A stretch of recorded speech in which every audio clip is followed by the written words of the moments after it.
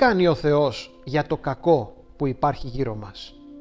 Ένα ερώτημα που πολλοί θέτουν καλοπροαίρετα ή κακοπροαίρετα. Όσοι θέτουν αυτό το ερώτημα καλοπροαίρετα ενδιαφέρονται για τους ανθρώπους που γύρω τους δυστυχούν, που γύρω τους πονούν, που πεθαίνουν και βασανίζονται άδικα σε αυτή τη ζωή. Τι κάνει ο Θεός για αυτούς τους ανθρώπους? Ή πότε θα κάνεις κάτι, Θεέ μου, για αυτά όλα που συμβαίνουν γύρω μας? Αυτοί που θέτουν το ερώτημα αυτό κακοπροαίρετα το φέρνουν στο προσκήνιο απλώς για να κατηγορήσουν τον Θεό και να τον στήσουν στη γωνιά του δικού τους δικαστηρίου μέσα στο μυαλό τους.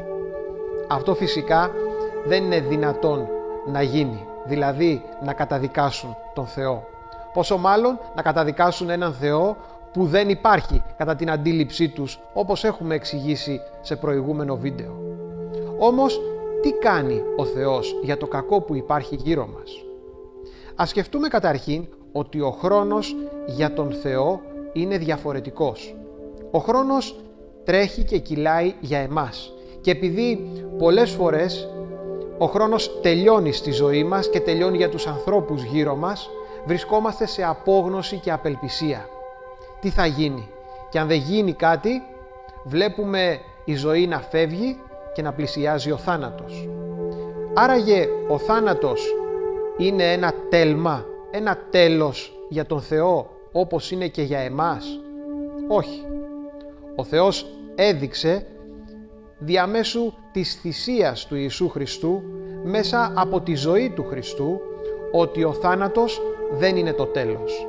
Δεν είναι ένα τέλμα. Δεν είναι ένα εμπόδιο που δεν μπορεί να ξεπεράσει η δύναμη του Θεού. Πόσο μάλλον όλα τα υπόλοιπα προβλήματα που καλείται ο Θεός να απαντήσει και να δώσει λύση σε αυτή τη ζωή. Ο Θεός μέσα στη μακροθυμία Του αφήνει τον άνθρωπο να ζήσει και να εξελιχθεί η ιστορία, κάνοντας ο κάθε ένας τις επιλογές σωστές ή άσχημες, οι οποίες σίγουρα επηρεάζουν το περιβάλλον του.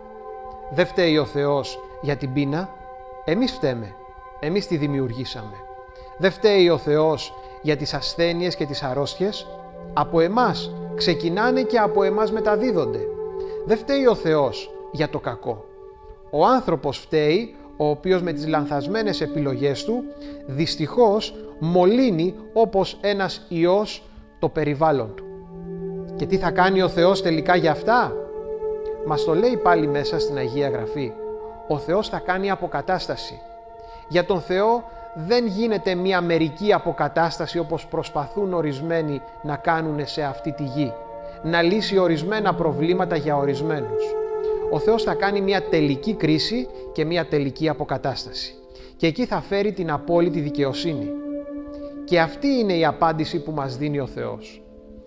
Ο Θεός νίκησε τον θάνατο και μας το έδειξε ο Ιησούς Χριστός μέσα από την Ανάστασή Του. Για τον Θεό ο θάνατος δεν είναι πρόβλημα και δεν είναι τέλος, όπως είπαμε.